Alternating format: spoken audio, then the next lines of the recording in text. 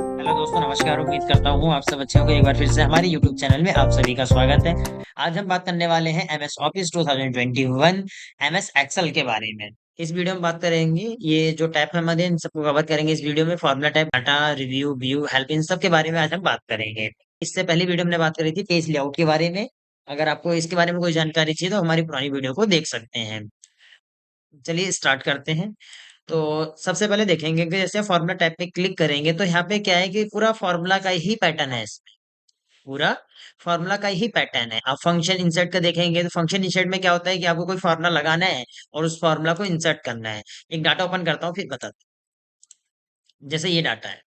अब इस डाटा में क्या करना है कि सैलरी को टोटल करना है। तो आपने क्या करा है, सैलरी को सिलेक्ट करेंगे, आपको फ्रंट पे मिल जाएगा। देखो ऑटो सम, यहाँ से आप सम पे क्लिक करेंगे तो देखो ये टोटल होके आ जाए। ये जो टोटल सैलरी है ये टोटल होके आ जाएगी। आप चेंज करके देख सकते हैं। इसमें 12,000 आपने कर दी सैलरी, तो देखो नीचे अमाउंट चेंज हो जाएगी। आप कोई भी अमाउंट इसमें चेंज कर दो, 5,000 कर दो, तब नीचे अमाउंट चेंज हो जाएगी। इसे आप 45,000 कर दो तो अमाउंट चेंज, मतलब जो अमाउंट आप उसमें रखेंगे उसके ब्याह पे आप जो भी अमाउंट रखना चाहेंगे ऊपर नीचे करेंगे तो वो नीचे चेंजेस अपने आप आ जाएगा। नीचे चेंजेस अपने आप आ जाएगा। सेम इसमें ऐसे ही एवरेज का होता है। अगर आप कोई और फॉर्मूला यूज करना चाहते हैं, ऑटो सम में और भी फंक्शंस मिल जाएंगे आपको, जैसे एवरेज।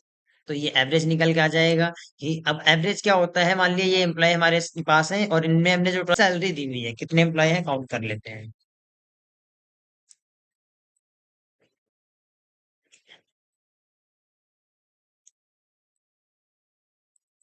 अब ये 19 लोग हैं तो 19 लोगों किसी को सैलरी, किसी के 15,000 है, किसी की 20 है, किसी की 30, 35, 40, 45, 50 तक सैलरी है इसमें। अब इन्होंने एवरेज का मतलब क्या होता है, पहले इसके नंबर पॉइंट डिक्रीज कर देते हैं।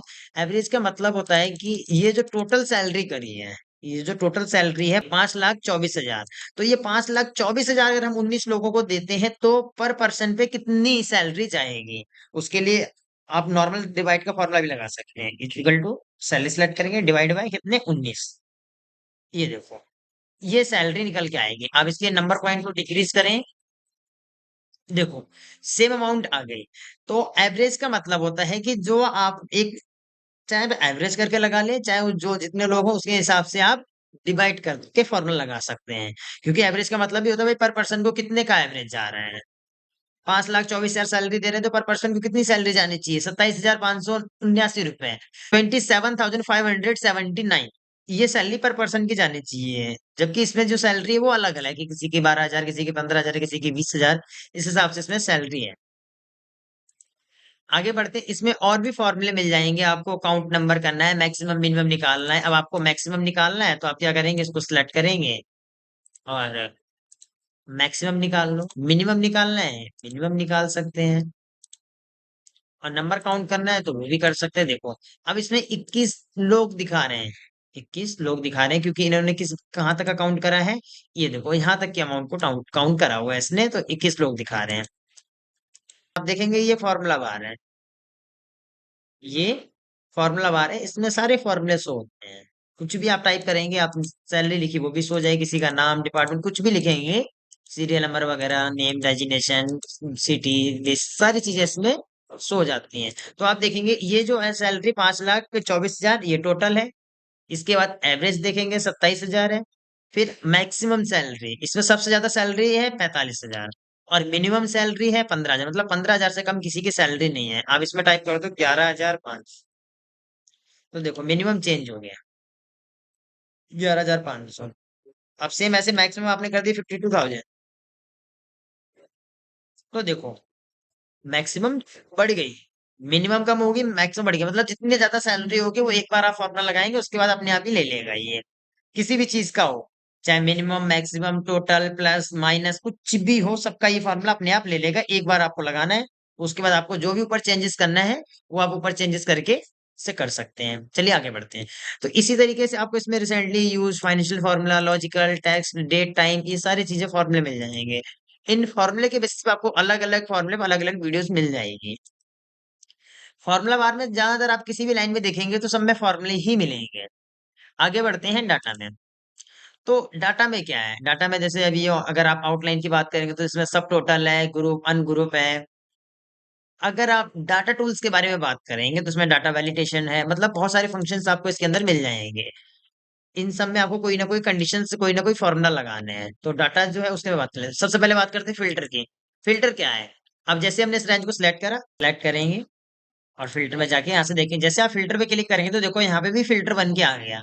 अब फिल्टर का काम क्या होता है? सपोज मुझे चाहिए हरिद्वार से, जो लोग हरिद्वार से आ रहे हैं उनका चाहिए, तो पहले सिटी की आप एरो पे फिल्टर पे क्लिक करेंगे और सिलेक्ट ऑल को हटा के हरिद्वार सिलेक्ट करके ओके कर देंगे। तो देखो जैसे आप सिलेक्ट ऑल को हटा के हरिद्वार सिलेक्ट करते हैं, वैसे ही आप देखेंगे कि हरिद्वार का डाटा आपको मिलेगा, सिर्फ और सिर्फ हरिद्वार का। ऐसे आप इसे सिलेक्ट ऑल कर दें तो सबका दिख जाएगा।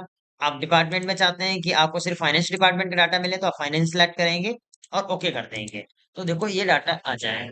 इसमें भी आप फाइनेंस में भी अगर आप बात करते हैं तो आप देखेंगे कि मुझे फाइनेंस में सिर्फ हरिद्वार के लोग चाहिए, तो हरिद्वार को सिलेक्ट करके आप ओके कर सकते हैं। या आप चाहते हैं कि मुझे सिर्फ देहरादून के लोग चाहिए, तो आप देहरादून को सिलेक्ट करेंगे, हरिद्वार को हटा देंगे, ये देहरादून का जाएगा।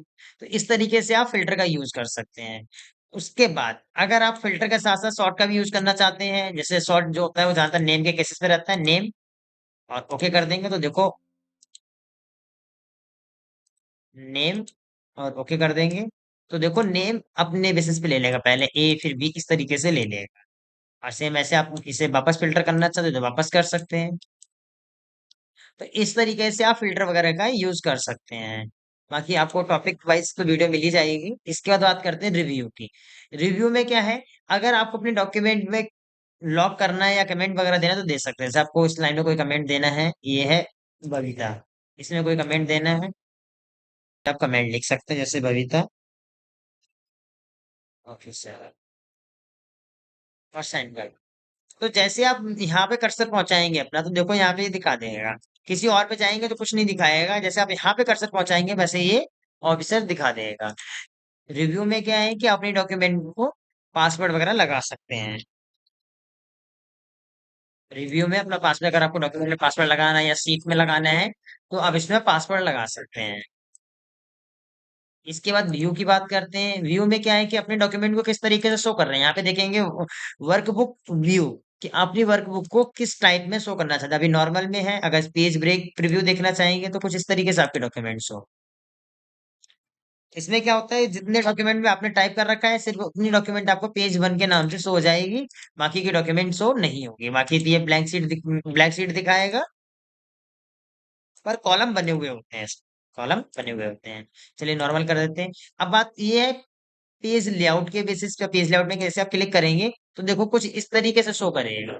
इस तरीके से शो क्या करता है, देखो ये 1 से लेके 52 तक सिलेक्ट कर रहा है, 52 तक सिलेक्ट कर रहा है, मतलब एक पेज यहाँ तक है, 1 से लेके 52 तक। और अगर आप कॉलम में देखेंगे तो ए से लेके एफ तक, इतना ही दायरा है एक्सेल में एक पेज का। फिर उसके बाद आप दूसरा पेज देखेंगे, तीसरा पेज देखेंगे, तो इस तरीके से पेज बाय पेज ये बढ़ता रहता है। नॉर्मल व्यू में करेंगे तो नॉर्मल में रख सकते हैं इसे, ये डाटा आपका यहाँ पे है। कस्टम व्यूज, कस्टम व्यूज क्या होता है, कोई डॉक्यूमेंट और एडिशनल अगर करना है आपको तो वो आप कर सकते हैं। वैसे डिफॉल्ट यहाँ से रहता ही है, क्योंकि जो भी चेंजेस करेंगे नॉर्मली जो रहता है वो नॉर्मल रहता है, इसलिए ये डिफॉल्ट के अलावा दूसरा ऑप्शन इसमें नहीं मिलेगा आपको। फिर आपकी डॉक्यूमेंट वगैरह आपको जूम करना है वो कर सकते हैं। यहाँ से देखो डॉक्यूमेंट कितना जूम करना है, अभी 100 है, 200 करेंगे तो कर दें। तो इस तरीके से अपने डॉक्यूमेंट को जूम कर सकते हैं। डॉक्यूमेंट को डायरेक्ट यहाँ से भी जूम कर सकते हैं, डॉक्यूमेंट को डायरेक्ट आप यहाँ से भी जूम कर सकते हैं। जूम इन जूम आउट जो भी करना है आप यहाँ से भी इसमें कर सकते हैं।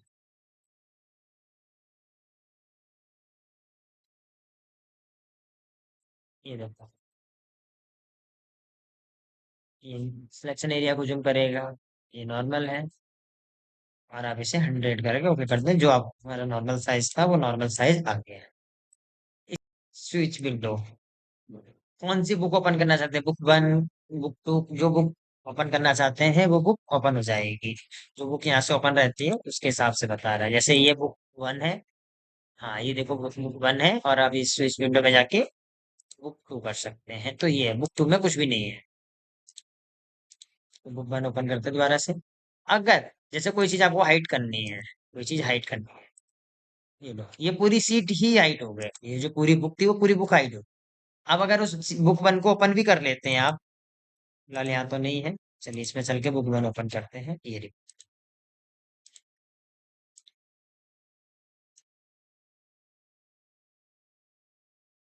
तो जैसे आप देखो बुक वन ओपन करेंगे तो इसमें कुछ नहीं दिखा रहा है। इस बुक वन में कुछ नहीं दिखा रहा है, तो क्या करेंगे, आप व्यू में जाएंगे, यहाँ से अनहाइड कर दें। ओके, ये आपकी बुक आ जाएगी। तो यहाँ से आप हाइड भी कर सकते हैं और यहाँ से अनहाइड भी कर सकते हैं। ओके करके ये अनहाइड हो जाएगी, या बुक आपके सामने प्रेजेंट हो जाएगी। इसके बाद बात करते हैं हेल्प की। हेल्प में क्या है, आपको कोई फीडबैक वगैरह देना है, आप दे सकते हैं। आपको कस्टमर से कोई हेल्प चाहिए, वो आप ले सकते हैं। नेट ऑन होना चाहिए। अगर आपका सिस्टम का नेट ऑन है तो आप इसमें से किसी से कोई हेल्प, मतलब कस्टमर से हेल्प लेनी है, फीडबैक देना, तो आप इसमें कर सकते हैं। इसके बाद अगर आपको यहाँ से डायरेक्ट इसका पीडीएफ वगैरह बनाना है तो वो भी आप यहाँ से बना सकते हैं। अगर आपको डायरेक्ट पीडीएफ बनाना है तो आप डायरेक्ट पीडीएफ यहाँ से कन्वर्ट कर सकते हैं।